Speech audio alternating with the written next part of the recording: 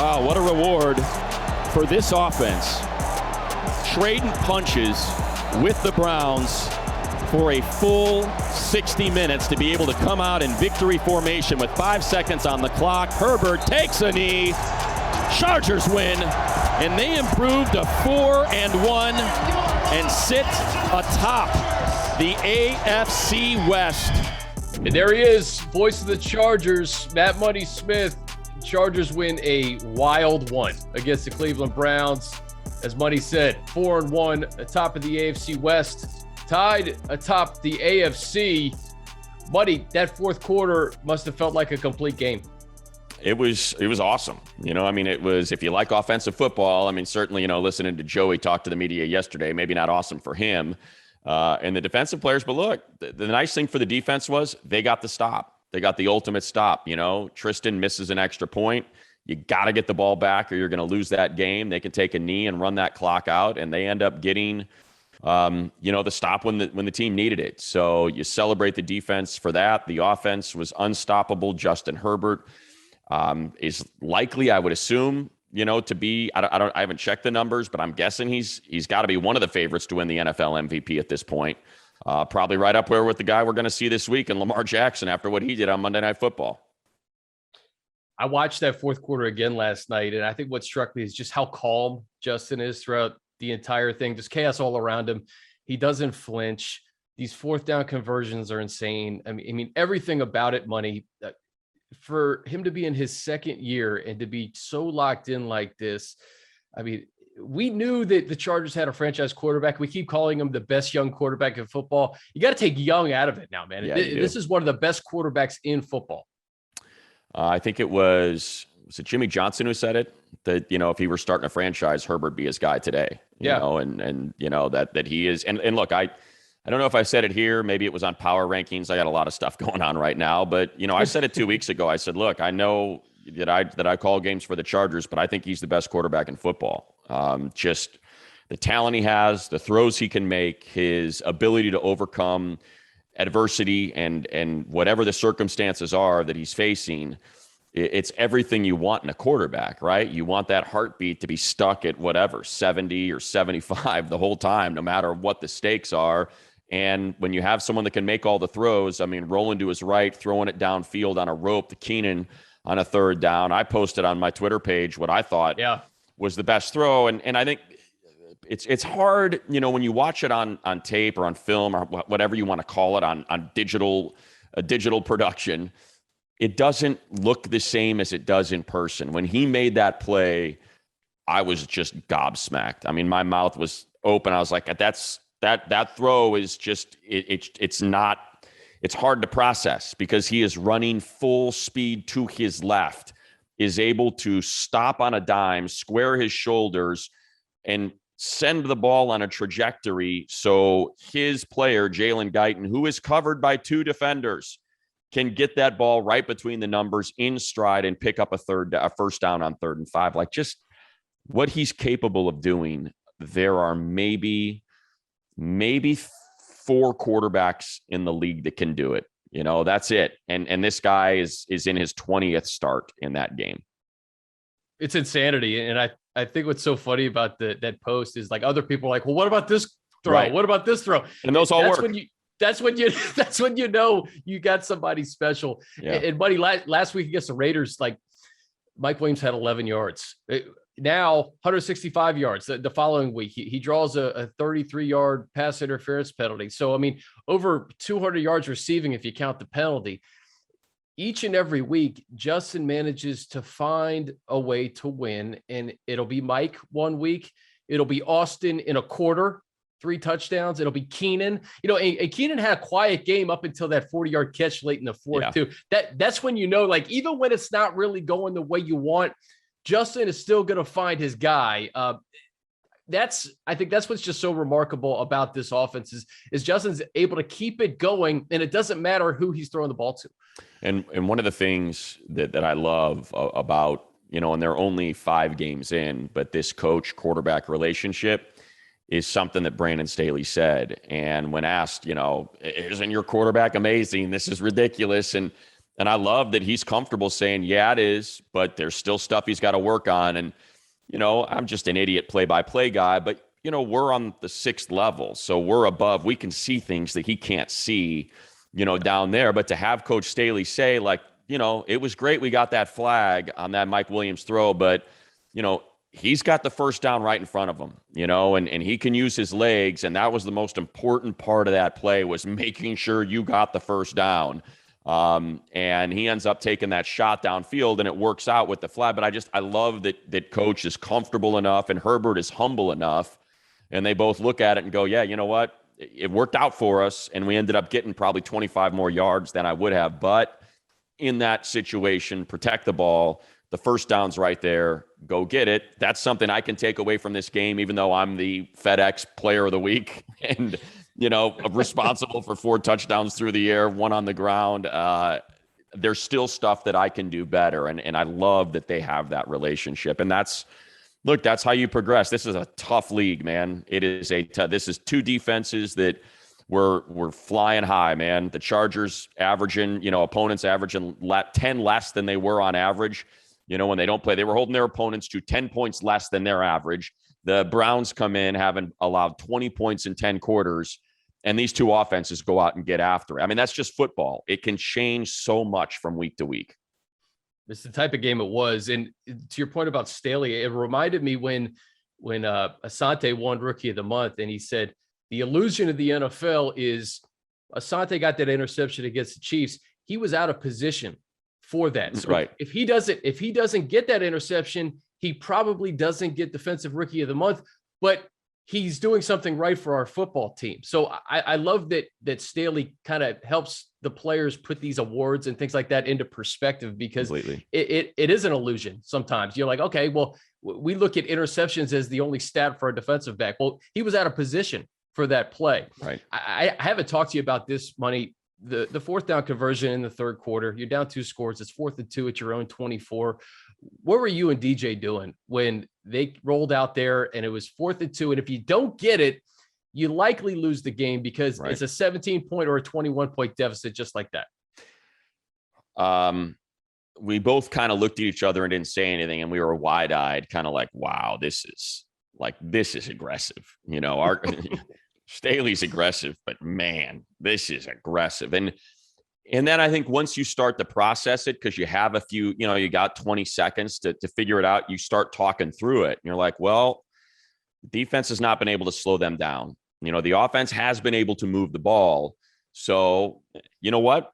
It does make sense.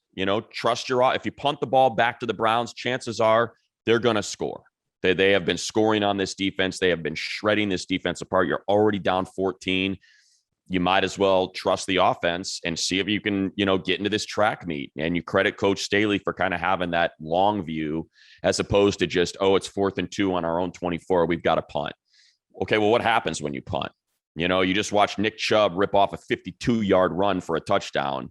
So, the running game's been gashing you the entire contest. So why not? Why? Okay. So instead they got 24 yards to go instead of 64 yards to go. It really doesn't matter, at this point, the way that offense had been humming and the groove that they were in. So I loved it. I'll tell you what though, man, talk about, freaking balls as big as boulders. A play to a trap play to Austin Eckler, where a guy that you just put in the game is the key offensive lineman. I mean, Schofield just got in that game for Ibushi, who had the injured knee, and he's the pulling guard that's got to seal off Myles Garrett. And, you talked about Asante. If you watch that play back, Myles stutters and I think it's so important to look at that play if you're a fan of football. Myles Garrett is arguably the best defensive end. He and Joey are in that conversation in football, a complete defensive end. He can wreck your game. Your run game, your pass game, he can do everything. And on that play, that was Myles Garrett's play. And he just stuttered for a beat, just a half second. He got around his guy and he was trying to diagnose, and he stopped. And as he stopped for that second, Schofield was able to come across and lay that seal block. And that's, if he doesn't do that, Eckler doesn't get the 3 yards, let alone the 9. So I think it's a fun play to go back and watch, because of the guts to call that play on a 4th and 2 when Herbert, you want to be your trigger man to pick it up. 2, to have Schofield, who just came in the game like 3 plays prior for the, Ibushi, who we now know, tore his ACL sadly and had been playing so well. And 3, and by the way, Schofield just signed to the team 3 weeks ago. And 3, it's crazy that it was Myles Garrett that he put that seal block on. That play, you mentioned the pass interference too. I mean, that's a 4th down as well. If they don't get, if that's a no call, the game's different too. So could be a 14-point swing.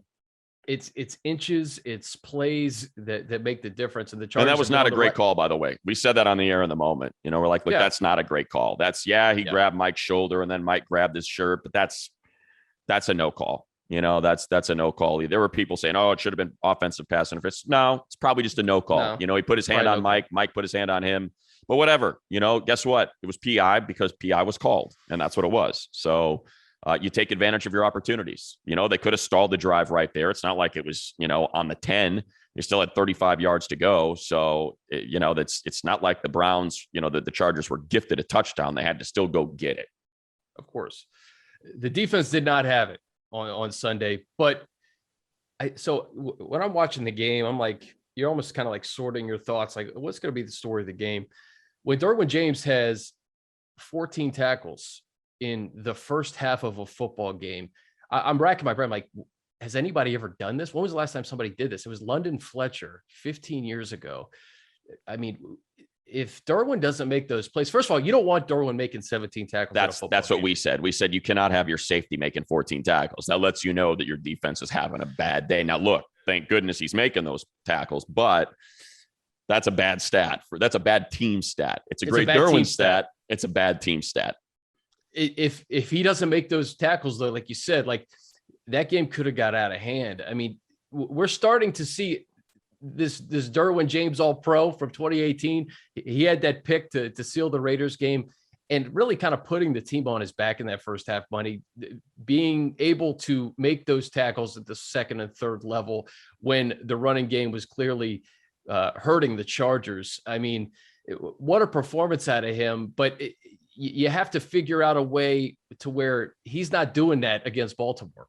Yeah. The interesting thing too is just kind of going back to what Kevin Stefanski and Baker Mayfield were saying about that final drive. Like, the Chargers had no pass rush. They were not able to generate much pressure whatsoever on Baker Mayfield. And a lot of it, I'm sure, is because, and this goes back to what Staley said about the physical aspect of the run game and what it can do and how it can change the way a defense is playing defense. I think the reason why they didn't have much pass rush is because the run game was so effective. So they're on their heels.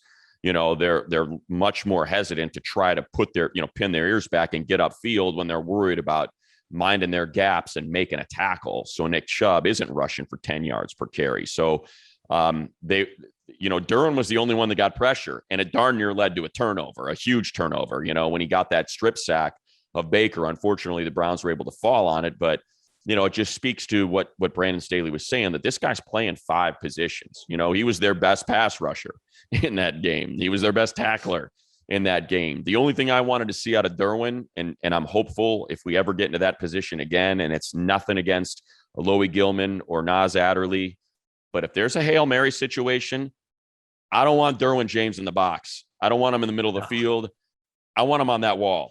I need him on that wall. I want him in the end zone in that scrum instead of Michael Davis, Alohi Gilman, and Nas Adderley. Again, nothing against them. I just prefer to see Derwin back there as opposed to those 3 guys. That's just the implicit trust, I think, that everybody that has been around Derwin James has in him, that he will make the play to ensure the game is won and not lost. Yeah, Staley says he has 5 positions on defense. Make that a 6th, right? Exactly. Put it back. Get back there. Make sure he seals the game. Hey, we push this forward to Baltimore. It's just kind of ironic. You have 2 young quarterbacks, career high passing yards, coming off fantastic finishes. Lamar Jackson, man, we saw him in 2018 in that wild card game. Yeah, twice. Yeah, absolutely. Saw him twice. To see what he's kind of become. And I don't know if it's a product of, all right, Gus Edwards and Dobbins get hurt early in the year, so we have to change a little bit. But he has evolved as a quarterback. There's no question about it. He's the most dangerous guy on the field running the football, and he proved that he could kill you in the pocket. Yeah, it was incredible. DJ and I were doing the Monday Night Football broadcast for the UK. So we watched every second of that game, and he had a terrible first half. Missed a touchdown pass, fumbled in the red zone for a turnover, and, talk about not just the physical tools, but the mental toughness to overcome that, to go down 22-3, knowing that you're a big reason why. That turnover was huge. It was a backbreaker.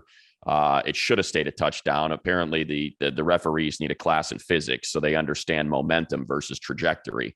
They ended up cashing it in for a touchdown anyway, but to shake that off and to have the most passing yards in his career, and he had more passing yards in the second half than he had ever had in any game in his career. That's how big of a performance it was. And seemingly every single pass was pinpoint and exactly where it needed to be.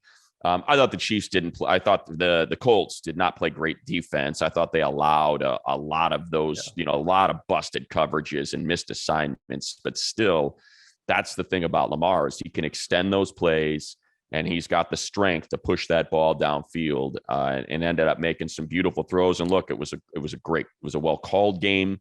And again, that goes back to what we were talking about with the defense against the Browns. And I hope it's not a repeat performance. The Ravens are so good at running the ball that defenses have a tough time, trusting that they should get upfield. The other thing about the Ravens that presents a unique challenge is you can't afford to get too far upfield. So, so many of those pass rushes where you're beating your guy on the outside and you're swooping around the back and you're kind of backdooring the quarterback to drag him down. You can't do that. You have got to stay in front of Lamar Jackson. So it's a tough assignment, man. I feel bad for the defense to have to go into this week after last week and say, well, you can't really get after him too hard, because if you get too far upfield, it's over. If Joey Bosa said it best, if the first guy misses, you're in trouble. And so you have to be mindful. And man, the tackling's just got to be better. It was not a good tackling game for the Chargers last week against the Browns. It better be a really good tackling week, or man, Lamar Jackson can make it a long afternoon. Yeah, you got to tackle Mark Andrews, and DJ did our film room this week with Lamar Jackson and Marquise Brown, and just the big plays that they've been able to generate down the field. And I mean, if you don't check Marquise Brown, and if you don't tackle Mark Andrews, and if you don't account for Lamar Jackson running the football, I mean, this is different than the Browns. I mean, the Browns have the best running attack in football. Isn't it ironic though that the Ravens snapped their streak after that Denver game where exactly Vic wasn't too thrilled about? And it's poetic justice, because they should not have been able to extend the streak. But they'll take it, considering where they were, right down in the second half, 22-3. It does not look good. They get all the breaks with the missed kicks with Blankenship, and a blocked kick and a missed kick, and okay, fine. The football gods are trying to tell us something. Take your streak and stick it. We're going to give you the win here, but you're going to be tied with the Steelers, your most bitter rival, for likely all of eternity, because no one is going to be running for 100 yards in a game in this passing league for 43 consecutive contests ever again. The Ravens were the only team, because of that unique player they have in Lamar Jackson, that is able to pile up yards on the ground. The one thing about the Ravens, though, that I will say, and I know their tackles were out, but they have the best interior line in football, do the Browns, and that changes things a lot. I think the defense can get after this offensive line. I most definitely think they can get after this offensive line. So, I'm hoping that that's, a little bit less of an impediment than the Browns front was, even without Wills, and kind of what they had to deal with their tackles throughout that. Buddy, we got a great show ahead. Adam Archuleta going to join us. He's going to be on the call with Greg Gumbel for Ravens Chargers. But first, we'll get this week's opposing view from Jason La Canfora, insider for the NFL Today, but also based in Baltimore. Jason has a unique perspective. Obviously, you see him on CBS. He's also a Baltimore guy. You hear him on 105.7 The Fan. Jason, what are the Ravens saying about the Chargers coming to town? A lot of respect for what the Chargers are doing. I mean, the offense is obviously otherworldly. I mean, Justin Herbert against Lamar Jackson, people are incredibly fired up about that. There's a lot of respect and frankly, a lot of concern from Ravens fans because the Ravens defense is struggling.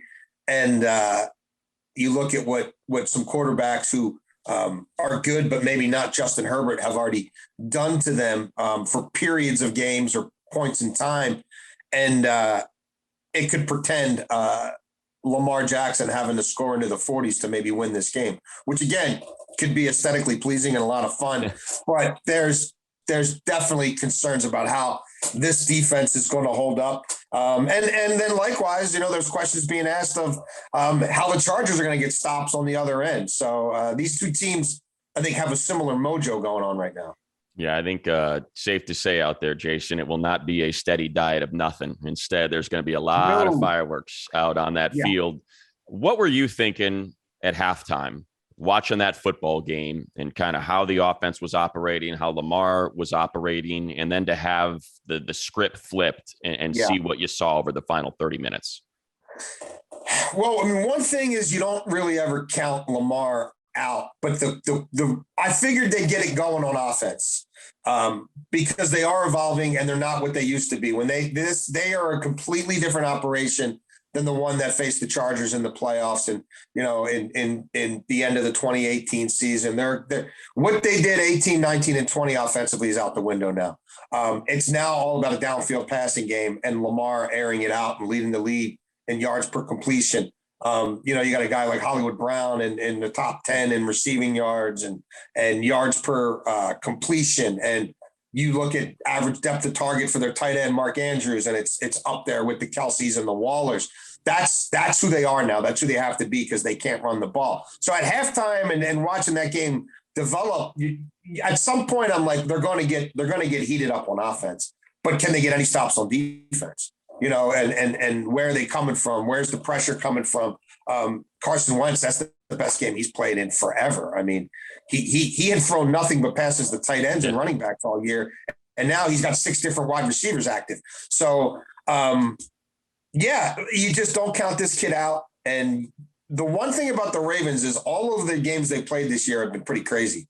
I mean, week 1 against the Raiders, that was bonkers. And Carr comes back with 37 seconds and no touchdowns. And it goes to overtime. And Anthony Averett interception in the end zone. And I mean, that was crazy. The Chiefs game was pretty crazy. They had no right beating Detroit. I mean, they got an extra 2 seconds to run a play. They completed a 4th and 19. Justin Tucker makes a 66-yard field goal. All that happens within 90 seconds of real time.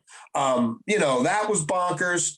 And then obviously this Colts comeback was bonkers. The Denver game was kind of mundane, but people around here have come to expect bizarre stuff. And we know the Chargers we know that. They don't usually play normal scripted, we saw that coming games. Stuff tends to happen.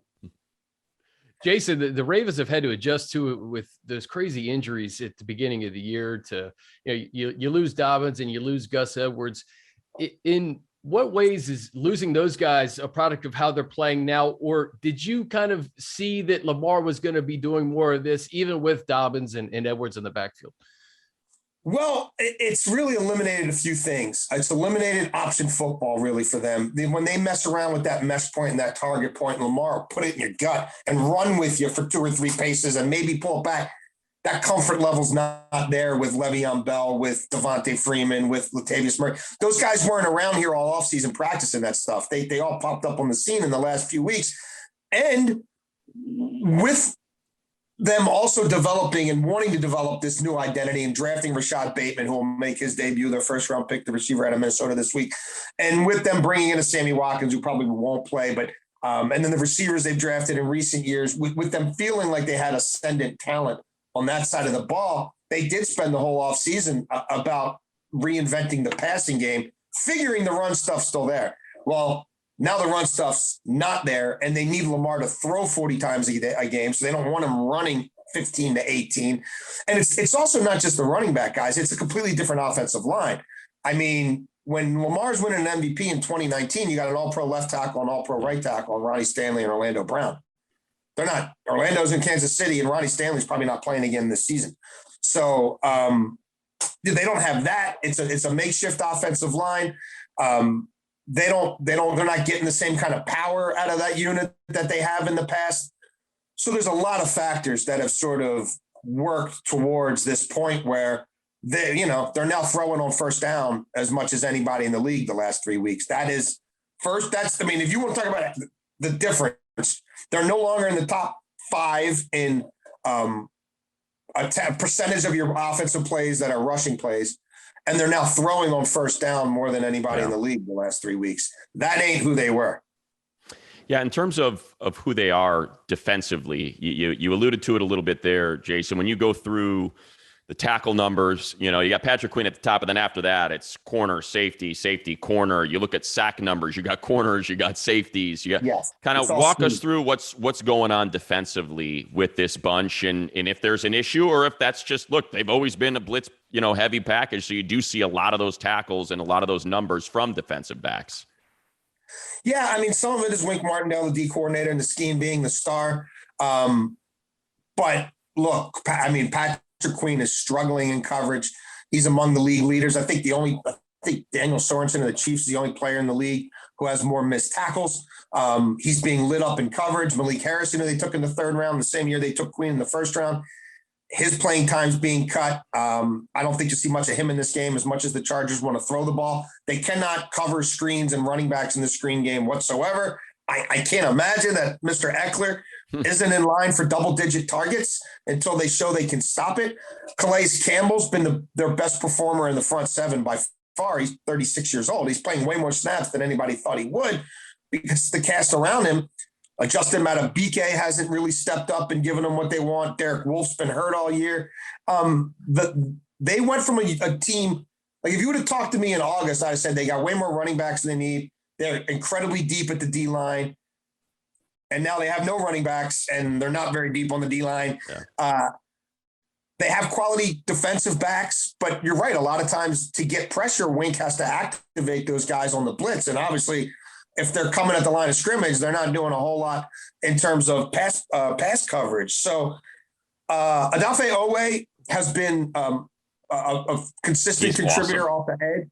Yeah, I mean, he's a freakish talent, a unique kid, can set the edge, is showing up and making some splash plays. He's got a knack for turnovers. But outside of that, the linebackers not really producing a whole lot. So, yeah, I think they're in a little bit of trouble defensively, and there's only so much scheming you can do. They could really use Matt Judon right now, but he's in New England. Jason, I'll ask you to put your insider hat on for a second with respect to the Chargers and Brandon Staley and just the first 5 games of this season. And, it seems to me, Money and I have seen Brandon Staley in his pressers from the beginning in January, and we're impressed. He had a 95-minute introductory press conference, but he's impressed a lot of people, I think, around the league. Oh, yeah. No, incredibly well thought out, incredibly mature. Cerebral. I think he's one of these. I think football is moving a little bit like baseball in terms of some of the expectations of managers and the ability to meld the new school and the old school, and to have that scouts mentality and have that old school evaluator mentality and know how to relate to those guys, but also be able to speak the language of the kids from MIT and Stanford or whatever, who are increasingly becoming a part of these front offices and infusing it with numerical based ideas and what modern analytics would say about preparing your team in this situation and that situation and trends and tendencies and game management. I mean, and then what he can do schematically, and I'm super impressed. I think he's a rock star in the making. I wouldn't be surprised if he kind of becomes the defensive version of a Sean McVay. Like, that really wouldn't shock me. Last thing for me, Jason, we were talking about it before we started the pod, and I don't mean it to be an insult to the Chargers, but you looked at the early season schedule and it was like, man, if you can get to the bye at 3-3, you're feeling pretty good about the way the back end lines up. It was a gnarly start for the Chargers. So to be at 4-1, have a chance at 5-1, my goodness, considering what's ahead of them. For the Ravens, expectations are a little bit different, but just kind of where Where do you feel like expectations are? You mentioned the offensive line. There's a lot of moving parts on this team that have changed. Is 4-1 a surprise? Is it a disappointment because of the way they lost that one? Where are and that's the last one from me. Like, where are the Ravens at? Well, I think if you look at their schedule too, I mean, they've only played 2 home games. They faced a Raiders team that at least early in the season, the offense was humming. I mean, I think the Raiders are in a world of hurt right now for reasons, football and otherwise. The Chiefs were their bugaboo. They couldn't get by the Chiefs. They managed to do that at home. And look, Denver, Detroit weren't sexy, but they did enough to win. And sort of likewise with the Colts. So do people think they're playing with house money a little bit? Yeah. Do they think that as they continue to face the elite quarterbacks in this league, or even just some of the elite offenses, they haven't played Cleveland yet. They obviously have you guys coming in this week. Will they get exposed a little bit defensively? Absolutely. There's concern about that. And I think a lot of people here also haven't gotten their heads around the fact that, like, everything you thought you knew about Lamar Jackson, John Harbaugh football is out the window from an offensive standpoint. Yeah. So I think some people are having trouble, like, believing that this is real. But what this kid number 8's doing is pretty real. And between him and Justin Tucker, you've got a chance to do something crazy to win a game if you just hang around.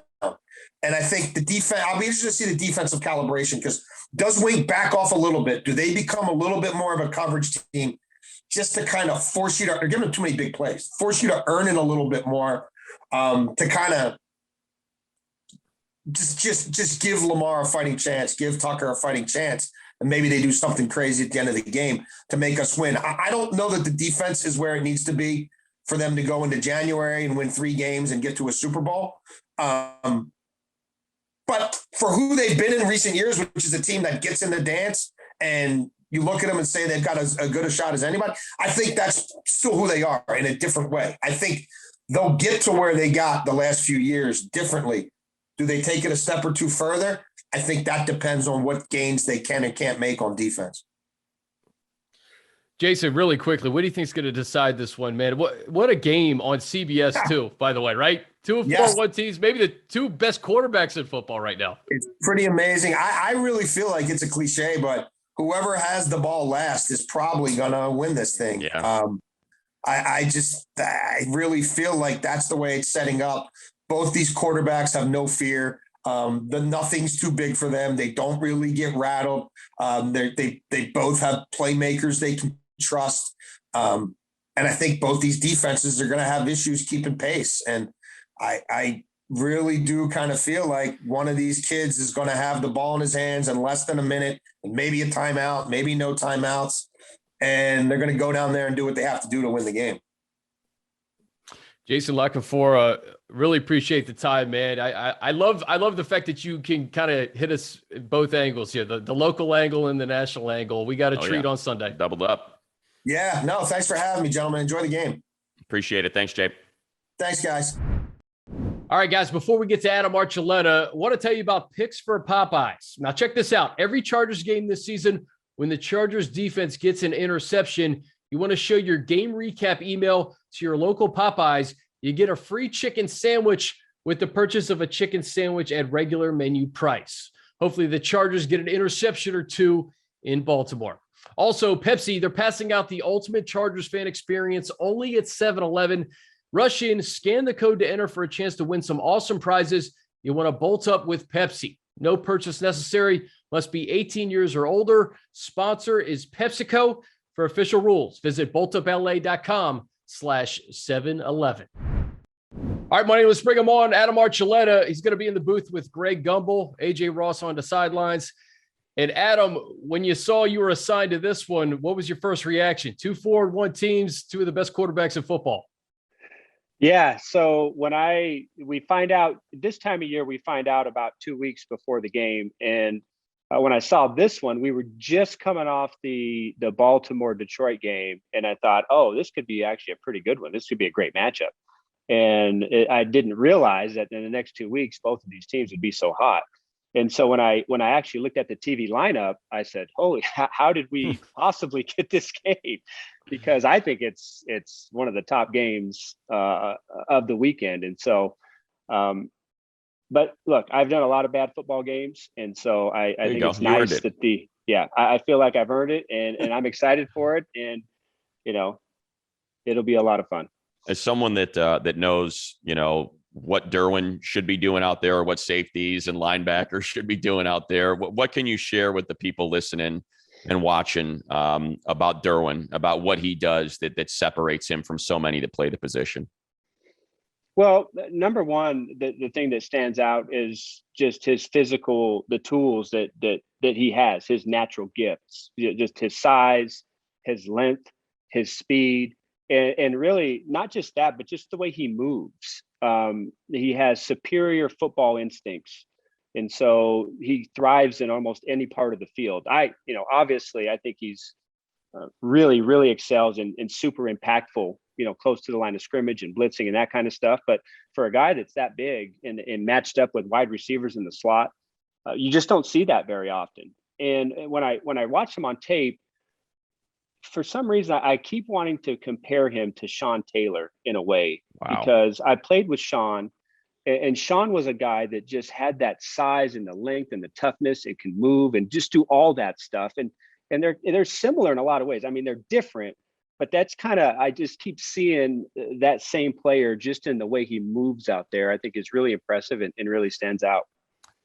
Adam, when it comes to, facing quarterbacks and look, we have this might be the number one and number two favorite for the MVP as it stands right now through 5 weeks. They're both considerably different than each other. And obviously anybody that plays against Lamar is going to be considerably different than Lamar. But from your perspective, if you're on the field, is one tougher to defend than the other? A guy that can make seemingly every throw, no matter what's happening or how he's covered, versus just how dynamic Lamar Jackson is. So that's a good question. And somebody asked me this. I played against Vic a lot. And so I have experience with that style of quarterback. It's a totally different era of football. I personally would rather play against the pure thrower than I would the guy that can run and do the open field stuff that Lamar does. And simply because, at least when you're facing Herbert or another high-end throwing quarterback, most of the concepts are the same, and your coverages are the same, and your keys and your reads are the same. Now you have to kind of decipher what they're specifically doing, but you're still, your body of knowledge and your instincts are still there.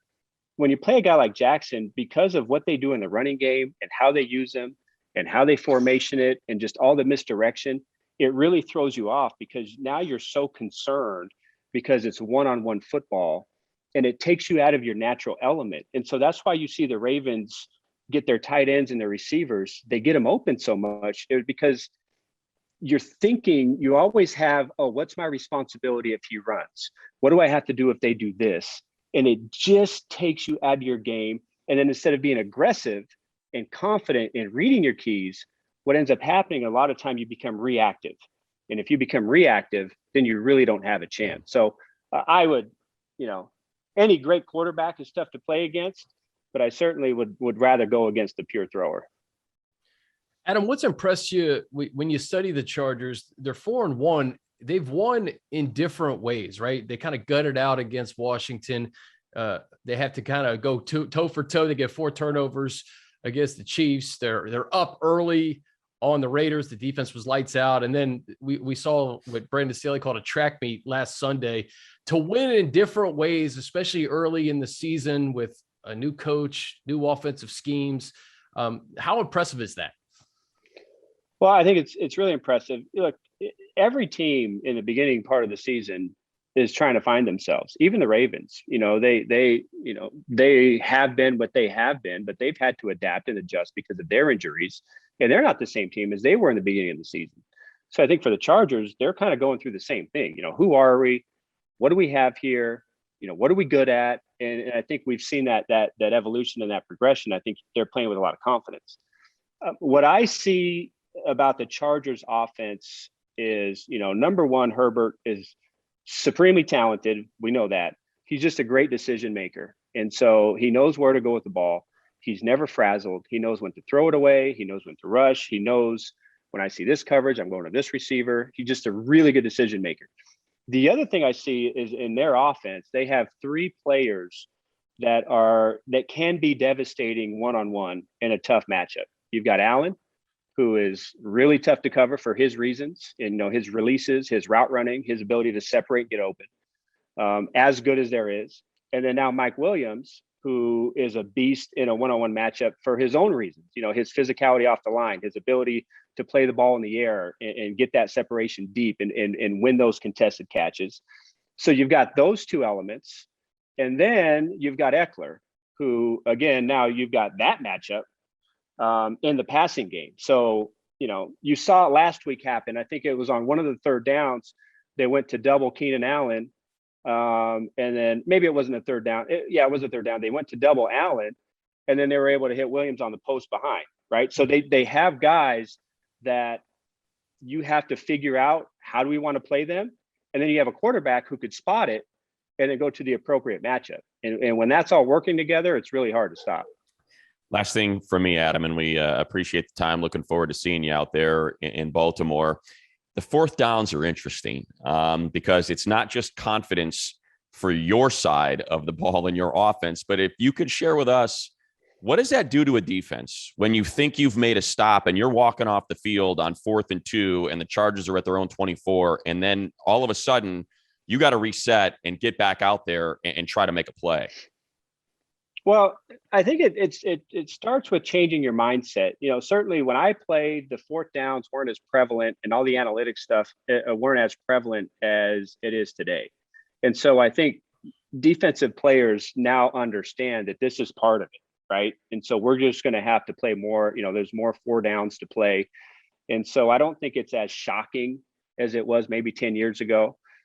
When you look at the Chargers, the reason why they go for it is the reasons why I mentioned in my previous answer, is because you have a great decision maker, and you've got 3 players that can win 80% of their one-on-one matchups.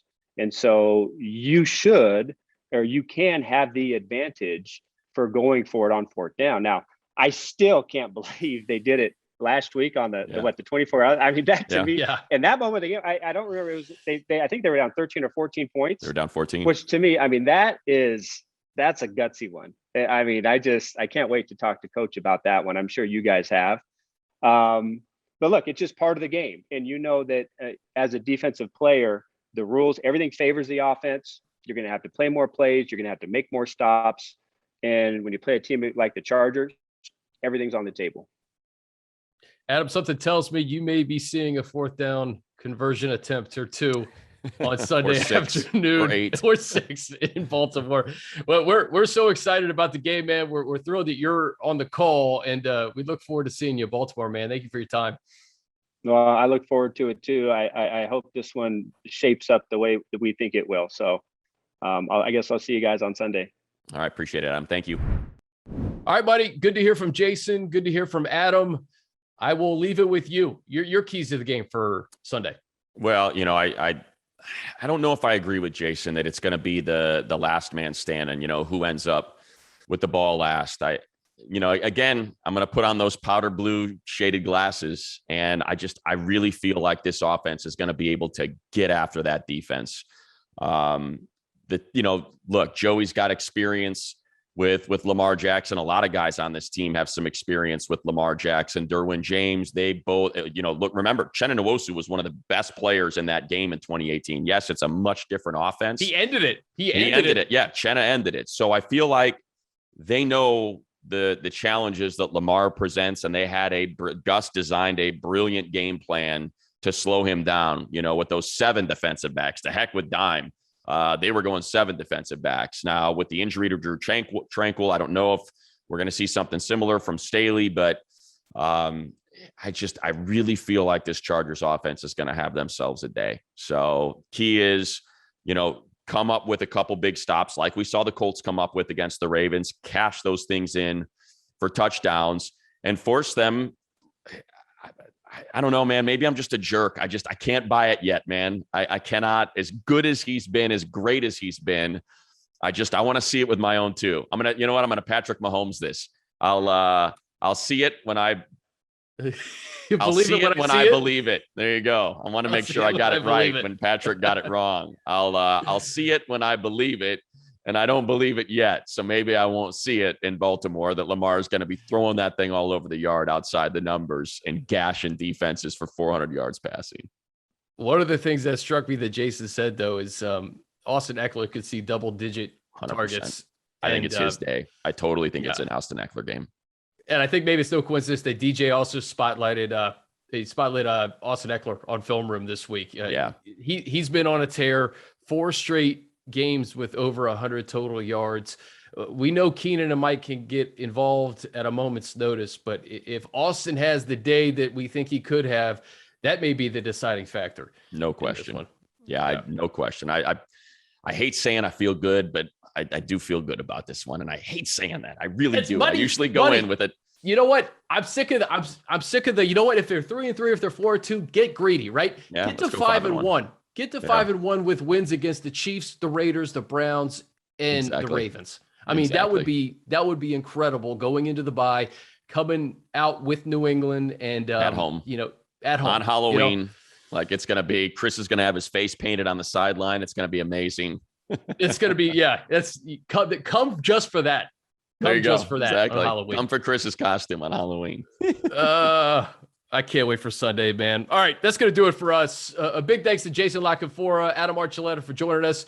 Be sure to download and subscribe to the Chargers Podcast Network, wherever you listen to podcasts. If you listen in your car on Apple CarPlay, cool, but YouTube, the official Chargers app, you can find full video episodes.